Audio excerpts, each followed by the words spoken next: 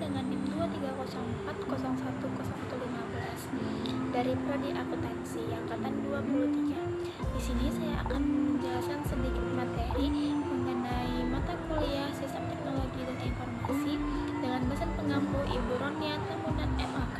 Di sini saya akan menjelaskan topik pengendalian internal. Apa sih itu pengendalian internal?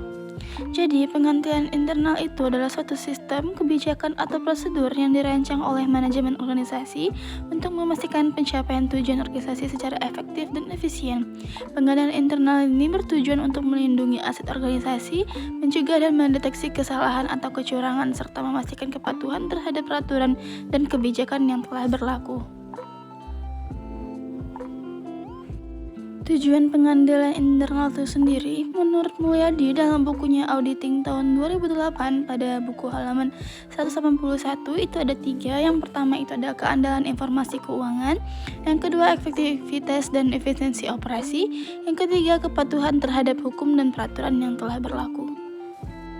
Nah, sebelum itu, di sini saya akan menjelaskan pengendalian internal itu dengan berbasis KOSOS. Nah, KOSO itu adalah kepanjangan dari Committee of Sponsoring Organization of the Way. KOSO ini didirikan oleh sektor swasta pada tahun 1985.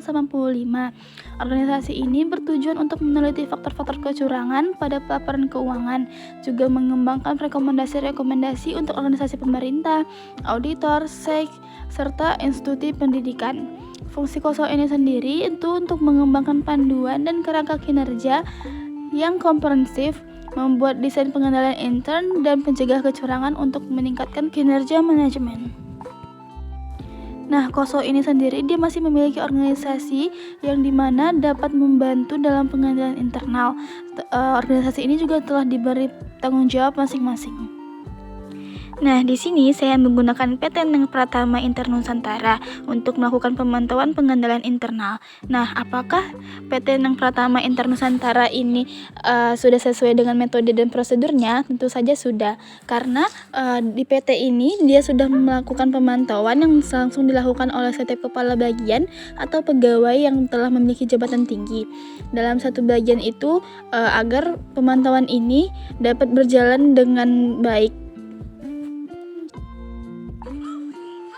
Nah, selanjutnya itu ada alur sistem informasi akuntansi, di mana prosesnya itu ada dasar data, lalu ke proses, di output, penerimaan, keputusan tindakan, hasil tindakan, data ditangkap, lalu input. Nah, setelah menganalisis dan evaluasi sistem informasi akuntansi pada PT Neng Pratama Internusantara, dapat disimpulkan bahwa 1. Struktur organisasi PT Neng Pratama Internusantara ini berbentuk fungsional, yang terdiri dari marketing, administrasi, service, separate, accounting, keuangan, pajak, dan HRD. Pembagian tugasnya ini didasarkan oleh fungsi-fungsi utama yang telah dilaksanakan oleh perusahaan. Walaupun terjadi perangkapan tugas dan operasional perusahaan, selama aktivitas perusahaan juga berjalan dengan baik dan sesuai dengan SOP yang ditetapkan, tidak menjadi masalah yang serius bagi perusahaan. Lalu yang kedua itu adalah penilaian risiko yang dilakukan oleh perusahaan sudah cukup memadai. Hal ini terlihat dengan adanya kebijakan perusahaan dengan menarik kembali kendaraan jika pelunasan uang muka kendaraan tersebut belum dibayar. Perusahaan juga telah menggunakan sistem untuk meminimalisir terjadi risiko dan transaksi penjualan unit kendaraan, yaitu pembayaran uang muka kendaraan yang belum dilunasi oleh pelanggan. Yang ketiga itu adalah pelaksanaan informasi dan komunikasi atau sistem informasi akuntansi ini secara umum masih memadai untuk mendukung pengendalian internal. Fungsi-fungsi yang terlibat ini ada prosedur-prosedur, dokumen dan catatan yang diperlukan dibentuk dan dikoordinasikan sedemikian rupa agar informasi yang dihasilkan dapat valid. Yang keempat itu adalah aktivitas pengendalian yang dilakukan terhadap sistem informasi akuntansi juga sudah memadai. Perusahaan telah melaksanakan pemisahan tugas yang jelas pada fungsi-fungsi yang terkait. Setiap transaksi dan aktivitas perusahaan juga telah diotoritasi pegawai yang berwenang. Sehingga dokumen tersebut sudah memadai dalam menciptakan aktivitas pengendalian.